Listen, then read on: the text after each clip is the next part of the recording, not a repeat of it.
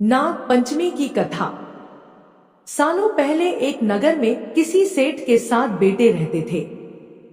सभी की शादी सेठ ने समय रहते करवा दी। सातों बहू मिलकर घर का काम भी किया करती थी। उन सभी में से सेठ की सबसे छोटी बहू बहुत संस्कारी थी। एक दिन यूं ही काम करते हुए घर की बड़ी बहू ने अपनी देवरानियों से कहा कि घर को लीपने के लिए पीली मिट्टी नहीं है, जंगल जाकर मिट्टी लानी होगी। जेठानी के ऐसा कहते ही सभी उसके साथ घर लीपने के लिए मिट्टी लाने के लिए निकल गई। सभी खुरपी से मिट्टी निकाल ही रही थी कि तभी सबसे बड़ी वाली बहू को एक नाग नजर आया। उसे मारने के लिए जैसे ही बड़ी वाली बहू ने खुरपी उठाई, वैसे ही सबसे छोटी बहू ने कहा, जेठानी जी, इसे मत मारिए, इसकी कोई गलती नहीं है जंगल ही तो इसका घर है। अपनी देवरानी की बात मानकर उसने नाग को कुछ नहीं किया। तभी उस छोटी बहू ने नाग से कहा कि आप एक जगह पर अलग से बैठ जाइए, हम तब तक मिट्टी खोदते हैं, फिर आपके पास आएंगे। इतना कहकर सभी मिट्टी निकालने लगी और कुछ देर बाद घर चली गई। सभी के दिमाग से नाग वाली बात निकल गई थी। अगले दिन छोटी बहू को अचानक से याद आया कि उसने नाग को इंतजार करने के लिए कहा था। वो तुरंत अपनी सभी जेठानियों को अपने साथ लेकर नाग के पास चली गई। वहां देखा तो वो नाग उन सभी के इंतजार में उसी जगह पर बैठा हुआ था। नाग को देखते ही छोटी बहू ने प्यार से कहा, भैया, कल हम लोग आपके पास आना भूल गए थे, उस बात के लिए आप हमें माफ कर दीजिए। जवाब में नाग बोला, तुमने मुझे भाई कहा है, इसलिए मैं तुम्हें दंड नहीं दे रहा हूं, नहीं तो अब तक मैं तुम्हें डस चुका होता। आज के बाद से तुम हमेशा के लिए मेरी बहन रहोगी। अब तुम अपने भाई से कोई वरदान मांग लो, मैं तुमसे बहुत खुश हूं।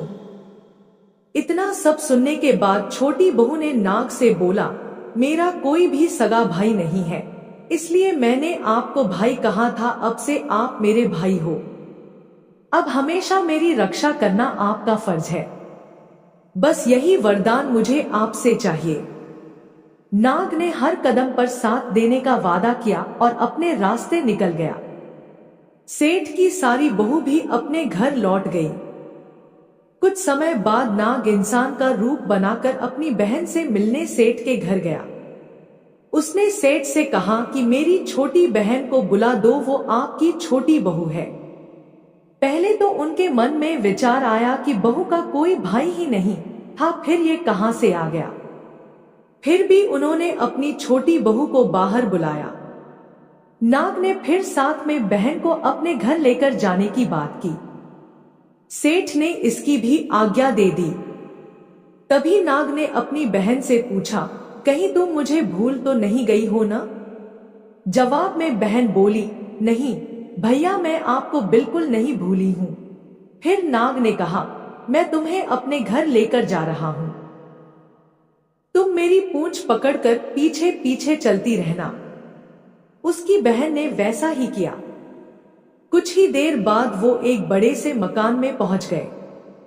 वहां हर तरफ सोना चांदी और अन्य कीमती सामान थे। वहां नाग की बहन आराम से कुछ दिनों के लिए रहने लगी। नाग की मां भी उसे बहुत प्यार करती थी। एक दिन नाग की मां ने छोटी बहू को अपने भाई के लिए दूध लेकर जाने के लिए कहा। छोटी बहू ने दूध को गर्म किया और भाई को पीने के लिए दे दिया। अब गर्म दूध पीते ही नाग का मुंह जलने लगा। ये सब देखकर नाग की मां को बहुत गुस्सा आया। नाग ने किसी तरह से अपनी मां के गुस्से को शांत किया और बताया कि उसकी बहन को नहीं पता था कि मैं गर्म दूध नहीं पी सकता हूं। अब नाग के परिवार के साथ कुछ समय बिताने के बाद सेठ की छोटी बहू अपने घर जाने लगी। नाग ने अपनी बहन को खूब सारी दौलत और आभूषण देकर विदा किया। बहू के साथ घर में इतना सारा धन आते देख सेठ और उसकी जेठानियां हैरान हो गईं। एक दिन नाग की बहन को घर की बड़ी बहू ने कहा कि तुम अपने भाई से और सोना चांदी लेकर आओ, उसके पास तो खूब पैसा है, वो तुम्हें मना नहीं करेगा। छोटी बहू ने अपने भाई नाग को यह बात बताई। इसके बारे में पता चलते ही नाग ने अपनी बहन का घर तरह तरह के आभूषणों से भर दिया। सभी जेवरातों में से एक हीरे का हार बेशकीमती था। उस हार को जो भी देखता वही उस पर मोहित हो जाता। धीरे धीरे उस हीरे के हार की खबर राज्य की रानी तक पहुंची। उसने छोटी बहू से हार लेकर खुद अपने पास रख लिया। दुखी होकर सेठ की छोटी बहू ने अपने भाई को इसके बारे में बताया। गुस्से में उसके नाग भाई ने रानी के गले के हीरे के हार को नाग बना दिया। इससे डरकर रानी ने एकदम हार को अपने गले से उतारा और सेठ की छोटी बहू को महल में बुलवाया। उसके महल पहुंचते ही रानी ने छोटी बहू को बताया कि कैसे हार उसके गले में नाग बन गया था और उससे इसकी वजह पूछने लगी। तब सेठ की छोटी बहू ने बताया कि नाग भाई ने यह हार सिर्फ मुझे पहनने के लिए दिया है। इसे कोई दूसरा इंसान गले में डालेगा तो यह तुरंत सांप बन जाएगा। इस बात को सही साबित करने के लिए रानी ने सेठ की छोटी बहू को सांप बन चुके हार को पहनने के लिए कहा। छोटी बहू ने जैसे ही नाग बने हार को गले में डाला तो वो दोबारा हीरे के हार में बदल गया। महारानी ने ये सब होते हुए खुद अपनी आंखों से देखा और हैरान रह गई। अब उसे सेठ की छोटी बहू की बात पर यकीन हो गया। उसने हार छोटी बहू को अपने साथ लेकर जाने के लिए कहा। इतना सब होने के बाद रानी ने सेठ की छोटी बहू को कुछ सोने की मुद्राएं देकर महल से विदा कर किया। अब सेठ की छोटी बहू घर में सोने के सिक्के लेकर पहुंची। यह सब देखकर सेठ की बड़ी बहू को जलन होने लगी। उसने सोचा कि क्यों न ऐसा कुछ किया जाए जिससे देवरानी परेशान हो जाए। उसने अपने देवर से पूछा, आखिर तुम्हारी पत्नी को इतने आभूषण, धन, ये सब कुछ कैसे मिल रहा है? तुम्हें उस पर ध्यान देना चाहिए। यूं ही तो कोई किसी को इतना सारा धन, जेवरात और सोने के सिक्के नहीं दे देता है। पता करो कि आखिर मामला क्या है। भाभी से अपनी पत्नी के बारे में इतना सब सुनने के बाद उसके मन में अपनी पत्नी के लिए शक पैदा हो गया। उसकी हर बात को वो शक भरी निगाहों से देखने लगा। एक दिन इस बारे में उसने अपनी पत्नी से बात की। खुद के लिए अपने पति से ऐसा सब सुनने के बाद वो दुखी हो गई। उसने सीधे अपने नाग भाई से मुलाकात की और अपने पति द्वारा कही गई सारी बातों के बारे में बता दिया। अपनी दुखी बहन को देखकर नाग को भी गुस्सा आया। फिर क्या था, नाग सीधे अपनी बहन के पति से मिला और बोला कि अपनी बहन को जेवरात और दूसरे तोहफे मैंने दिए हैं, तुम्हें उस पर किसी भी तरह का शक करने की जरूरत नहीं है। वो बहुत ही अच्छी है और अगर आगे से कभी भी तुमने उसे कुछ गलत कहा या उस पर शक किया तो मैं तुम्हें जिंदा खा जाऊंगा। नाग से ये सब सुनने के बाद सेठ के बेटे ने उससे माफी मांगी और कहा कि आज के बाद से मैं ऐसी बातें बिल्कुल भी नहीं करूंगा। आप मेरे ऊपर गुस्सा मत कीजिए। मैं आपकी बहन को किसी भी तरह का दुख नहीं होने दूंगा। इतना कहकर वो सीधे घर गया और अपनी पत्नी से भी माफी मांगी। उसके बाद दोनों खुशी खुशी साथ में रहने लगा। इसी तरह सेठ की छोटी बहू हर तरह की मुसीबत में अपने भाई को याद करती और वो उसकी परेशानी को दूर कर देता। इसी तरह नाग पंचमी का त्योहार शुरू हुआ और सभी महिलाएं नाग को अपना भाई मानकर पूजते हुए उन्हें दूध पिलाने लगी। अब आइए श्रवण करते हैं नाग पंचमी की दूसरी कथा। एक नगर में एक सेठ जी रहते थे। उनके 7 बेटे और 7 बहुएं थी। इन 7 बहुओं में से 6 बहुओं के तो पीहर थे, लेकिन 7वीं बहू का पीहर नहीं था। जब वह गर्भवती हुई तो उसे घेवर खाने की इच्छा हो रही थी। उसके पीहर नहीं था तो उसने एक घेवर चुराकर पानी भरने गई, तब ले गई। वहां जाकर पेड़ के नीचे घेवर रख दिया और सोचा कि पानी भरकर आराम से घेवर खा लूंगी। जब वह पानी भरकर घेवर लेने गई तो वहां घेवर नहीं मिला। उस पेड़ के पास एक बांबी थी, उसमें एक नागिन रहती थी। वह नागिन भी उस समय गर्भवती थी। घेवर को देखकर नागिन की इच्छा उसे खाने की हुई और उसने घेवर खा लिया। उस नागिन ने सोचा कि यदि साहूकार की बहू मुझे गाली देगी तो मैं उसे डस लूंगी और यदि कुछ नहीं कहेगी तो इस बिना पीहर की बहू को पीहर दिखा दूंगी। साहूकार के बेटे की बहू ने कहा कि शायद कोई मेरी जैसी ही होगी जिसने यह घेवर खा लिया। ऐसा सुनकर नागिन बहुत खुश हुई और उसने अपने बेटों से कहा कि तुम इंसान का रूप बनाकर जाओ और साहूकार के बेटे की बहू को लेकर आओ। नागिन के बच्चे इंसान का रूप बनाकर साहूकार के घर चले गए। वहां जाकर उन्होंने कहा कि हम हमारी बहन को लेने के लिए आए हैं। तब सास ने कहा कि पहले तो कभी नहीं आए, इतने दिन कहाँ थे? तब उन्होंने कहा कि जब हमारी बहन का जन्म हुआ तब हम नानी के घर थे और शादी हुई तब हम परदेश कमाने के लिए गए हुए थे। उन लड़कों ने बहुत सारे कपड़े, गहने और मिठाइयां बहन के सास और जेठानियों के लिए ले गए थे। सास अत्यंत प्रसन्न थी और जेठानियां उसे देखकर जल भुन रही थी। सास ने बहू को उनके साथ में भेज दिया।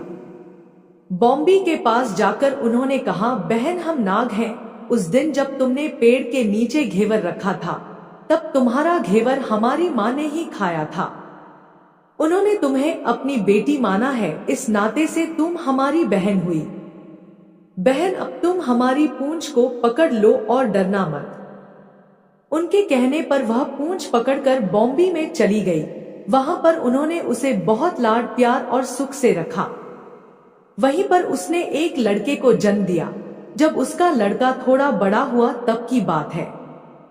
पड़ोसन ने साहूकार के बेटे की बहू को ताना मारते हुए कहा कि अगर तू तेरी माँ की इतनी ही लाडली है तो तू तेरी माँ से कहना कि आज तो नागों को दूध मैं ही पिलाऊंगी।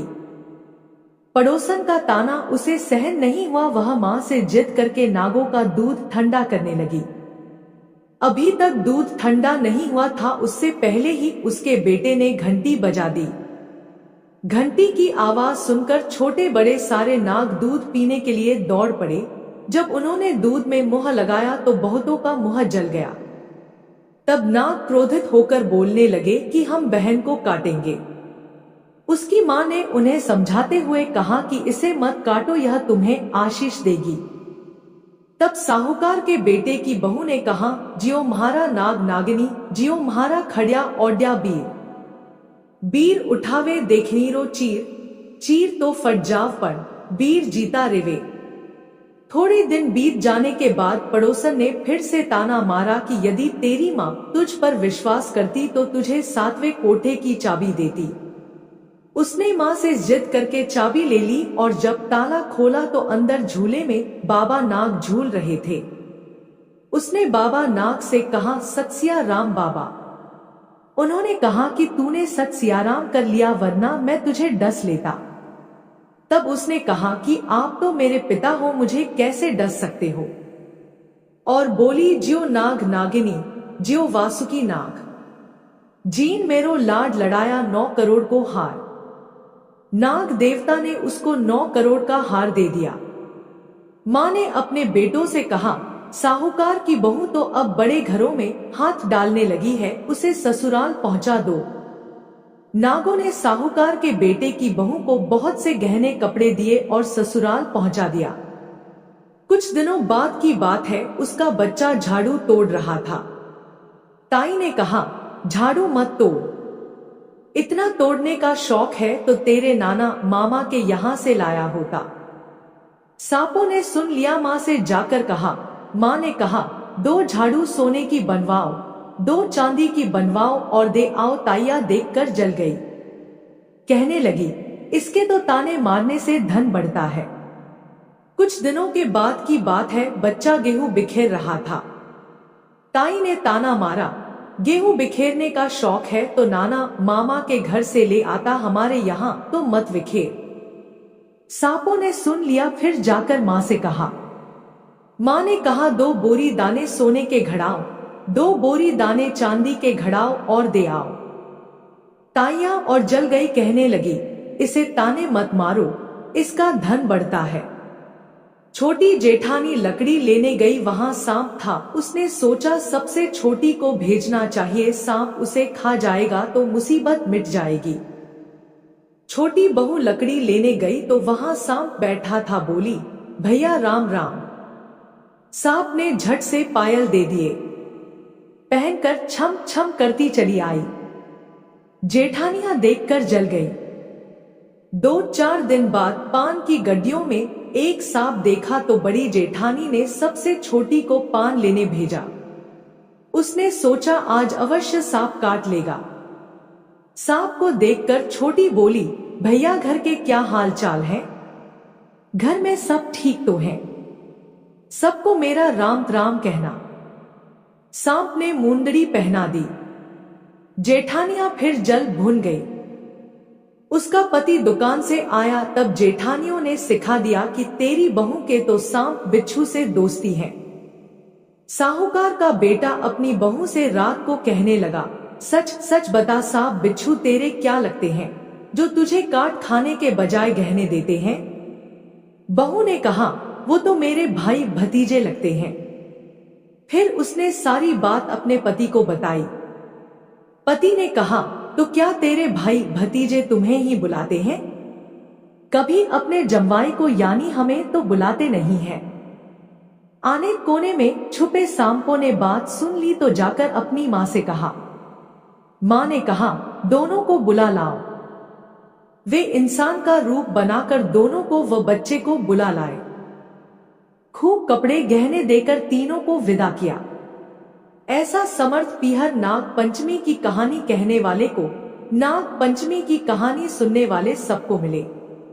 जैसी अनपीहरी वो पहले रही थी, किसी को भी न रखें। अब आइए अंत में श्रवण करते हैं सभी मनोकामनाओं को पूर्ण करने वाली कहानी। किसी गांव में एक किसान राहत था, उसके साथ उसकी पत्नी और एक छोटा सा बेटा था। किसान बहुत ही सीधा साधा था। वह अपने खेतों में काम करके ही अपने परिवार का गुजारा करता था। किसान की पत्नी भी सुंदर, सुशील और संस्कारी थी। वह भी पूजा पाठ किया करती थी और जब भी उसे घर के काम से समय मिलता तो वह खेतों में जाकर अपने पति के साथ भी काम करती थी। इसी तरह किसान और उसकी पत्नी अपने बच्चे के साथ खुशी खुशी रह रहे थे। एक दिन की बात है, किसान अपने खेत पर काम करने गया तो वह खेत में खुदाई कर रहा था। उसने देखा उसकी कुदाल के नीचे एक सांप आ गया है और वह कुदाल की चपेट में आने से मर गया है। सांप को मरा हुआ देखकर किसान को बहुत दुख हुआ। फिर उसने देखा कि इस बिल में सांप का एक छोटा सा बच्चा भी था, लेकिन वहां नागिन नहीं थी। फिर क्या था, किसान ने सोचा कि ये सांप तो मर गया और पता नहीं नागिन है भी या नहीं। किसान ने सोचा यह बच्चा तो अनाथ हो गया, यह क्या हो गया भगवान, मुझसे तो बहुत बड़ा पाप हो गया। फिर उसने सोचा मैं इस पाप का प्रायश्चित करूंगा और उसने सोचा कि मैं इस बच्चे को अकेले नहीं छोड़ सकता, इसे अपने साथ अपने घर ले जाता हूँ। फिर किसान उस सांप के बच्चे को अपने साथ घर ले गया और उसने अपनी पत्नी को सारी बात बताई। दोनों ने भगवान का नाम लिया और कहा, आज से हम इसका पालन पोषण अपने पुत्र की तरह करेंगे। आज से हमारे एक नहीं 2 पुत्र होंगे। उधर नागिन अपने बिल में आई तो देखा कि सांप मरा पड़ा है और उसका बच्चा भी वहां नहीं था, तो वह जोर जोर से रोने लगी और उसने कसम खाई कि जिसने भी मेरे पति और बच्चे को मारा है, मैं उसके परिवार के एक एक सदस्य को मार दूंगी। मैं उन्हें ढूंढ कर ही रहूंगी और वह मरे हुए सांप से भी कहती है कि मैं अपना बदला लेकर जल्द ही तुम्हारे पास आ जाऊंगी। फिर दूसरे दिन किसान अपने खेत पर हल जोतने गया तो वही कुदाल उसके हाथ में थी जिससे सांप कटा था। उस पर अभी भी सांप का खून लगा हुआ था। वह नागिन वहीं बैठकर देख रही थी कि किसने मेरे पति को मारा है। जब नागिन ने उस कुदाल को देखा तो वह समझ गई कि इस किसान ने ही मेरे पति और बच्चे को मारा है। किसान जब दोपहर को घर गया तो फिर नागिन भी उसके पीछे पीछे उसके घर गई, लेकिन किसान के अंदर जाते ही उसकी पत्नी ने दरवाजा बंद कर लिया। अब नागिन बाहर ही किसान का इंतजार करने लगी। फिर थोड़ी देर बाद किसान खाना खाकर खेतों पर चला गया और नागिन खिड़की के रास्ते घर के अंदर चली गई और एक कोने में बैठ गई। उसने देखा कि किसान का बेटा खेल रहा है। किसान की पत्नी अपने कामों में लगी थी। किसान का बच्चा अकेला था। मौका देखकर नागिन ने किसान के बेटे को डस लिया। वह नागिन बच्चे को काटकर जैसे ही बाहर निकली तभी किसान आ गया और उसने नागिन को जाते हुए देख लिया और वह चिल्लाया कि नागिन ने मेरे बेटे को डस लिया। किसान की पत्नी ने भी नागिन को देखा और वह दौड़कर अपने बच्चे के पास गई। इधर किसान सोचने लगा कि जरूर वह वही नागिन है जो मुझसे बदला लेने आई थी। किसान और उसकी पत्नी ने देखा कि उनके बेटे को नागिन डस गई थी। वो जोर जोर से रोने लगे और थोड़ी देर बाद ही बच्चे की मृत्यु हो गई। अपने बेटे की मृत्यु के बाद दोनों पति पत्नी बहुत दुखी रहने लगे। एक दिन किसान ने अपनी पत्नी को समझाया कि अब यह सांप का बच्चा ही हमारा बेटा है, हम इसे ही अपना बेटा समझकर खुश रह लेंगे। उधर नागिन बहुत खुश थी कि उसने अपना एक बदला तो पूरा कर लिया। फिर एक दिन नागिन किसान की पत्नी को काटने के लिए घर में आ गई और छिपकर बैठ गई। वहां का दृश्य देखकर वह आश्चर्यचकित रह गई। उसने देखा किसान और उसकी पत्नी सांप के बच्चे को दूध पिला रहे हैं। यह देखकर नागिन रोने लगी और सोचने लगी कि यह मैंने क्या कर दिया। यह तो मेरे बच्चे को कितने प्यार से पाल रहे हैं और मैंने इनके बच्चे को ही मार दिया। किसान से तो अनजाने में पाप हुआ था और मैंने जानबूझकर इनके बच्चे को मार दिया। अगर मैंने यह सब पहले देख लिया होता तो मैं इनके बच्चे को नहीं मारती। नागिन को बहुत पश्चाताप हो रहा था। फिर उसने अपने आप को संभाल लिया और सोचने लगी कि इन्होंने अपना बच्चा खोया है तो मैंने भी तो अपना पति खोया है। और वो नागिन वहां से चली गई। एक दिन नागिन ने सोचा कि देखती हूँ कि किसान और उसकी पत्नी मेरे बच्चे को अपने बेटे की तरह पालते हैं या नहीं। फिर वह एक दिन छिप कर आई और अपने बच्चे को देखने लगी। कुछ दिन देखने के बाद वह समझ गई कि यह लोग मेरे बच्चे को अपने बच्चे की तरह ही प्यार करते हैं। फिर वह नागिन एक शिव मंदिर में गई और भगवान शिव से प्रार्थना करने लगी, हे भगवान, मैंने अनजाने में इनके बच्चे को मार दिया, आप इन्हें एक बच्चा दे दीजिए, किसान की पत्नी की गोद भर दीजिए। नागिन रो रो कर भगवान शिव से प्रार्थना कर रही थी। कहते हैं कि भगवान शिव नागिन की प्रार्थना जल्दी सुनते हैं। तभी किसान के घर एक सेठानी आई और उनकी गोद में एक बच्चा था। सेठानी ने किसान से कहा, आप हमारे बच्चे को बचा लो, इसे नागिन ने काट लिया है और हमारे पीछे गुंडे भी पड़े हैं, वो हमारे बच्चे को छीन लेंगे। अगर तुम हमारे बच्चे को बचाओगे तो भगवान तुम्हारा भला करेंगे। किसान ने उनकी बात मान ली और वह सेठानी किसान को बच्चा देकर वहां से चली गई। अब किसान और किसान की पत्नी बहुत दुखी हुए क्योंकि उन्हें अपने बच्चे की याद आ गई कि हमारे सामने फिर वही हालात है, और वह भगवान से प्रार्थना करने लगे कि हे भगवान, इस बच्चे की रक्षा कीजिए। तभी किसान ने देखा कि वही नागिन खिड़की पर बैठी थी और उसने एक मणि नीचे गिरा दी। किसान ने उस मणि को उठा लिया और जहां उस बच्चे को नागिन ने काटा था वहां उसे लगा दिया। उस मणि ने सारा जहर चूस लिया और बच्चे को होश आ गया। वह बच्चा फिर से जीवित हो उठा। दोनों पति पत्नी बच्चे को देखकर बहुत खुश हो गए, लेकिन साथ में सोच रहे थे कि सेठ जेठानी आएंगे तो वो अपने बच्चे को ले जाएंगे। फिर दूसरे दिन किसान अपने खेत पर जा रहा था तो रास्ते में उसने देखा कि सेठ सेठानी तो रास्ते में मरे पड़े थे। अब उस बच्चे का कोई भी नहीं था। अब किसान और उसकी पत्नी उस बच्चे की परवरिश करने लगे। वह बहुत खुश थे कि फिर से हमारे 2 बेटे हो गए। एक दिन नागिन के मन में विचार आया कि जाकर देखूं, कहीं ऐसा तो नहीं कि उन्हें बच्चा मिल गया तो वह मेरे बच्चे के साथ दुर्व्यवहार करने लगे हों। फिर उस नागिन ने साधु बाबा का भेष रखा और किसान के घर गई तो किसान की पत्नी ने उन्हें अंदर बैठाया और भोजन की व्यवस्था करने लगे। फिर साधु बाबा ने पूछा कि बेटी तुम्हारे कितने बेटे हैं? तब किसान की पत्नी ने कहा बाबा मेरे 2 बेटे हैं। तब साधु बाबा ने कहा लेकिन तुम्हारा तो एक ही बेटा दिखाई दे रहा है, दूसरा तो दिख ही नहीं रहा है। तब किसान की पत्नी ने कहा नहीं बाबा मेरे तो 2 ही बेटे हैं। फिर साधु बाबा ने कहा बेटी मुझे यहाँ किसी सांप की महक आ रही है। यह सुनकर किसान की पत्नी हैरान रह गई और कहने लगी नहीं बाबा, यह सांप नहीं हमारा बेटा है। तो उन बाबा ने कहा तुम यह सांप मुझे दे दो, नहीं तो मैं तुम्हें मार दूंगा। किसान की पत्नी जोर जोर से रोने लगी और कहने लगी बाबा मैं अपने बच्चे को नहीं दूंगी। आपको और जो चाहिए वह ले लो, लेकिन हम अपने बच्चों को नहीं दे सकते। यह सांप का बच्चा भी हमारा बेटा है। बाबा ने उन्हें धमकी दी कि मैं तुम्हें और तुम्हारी पत्नी को मार दूंगा।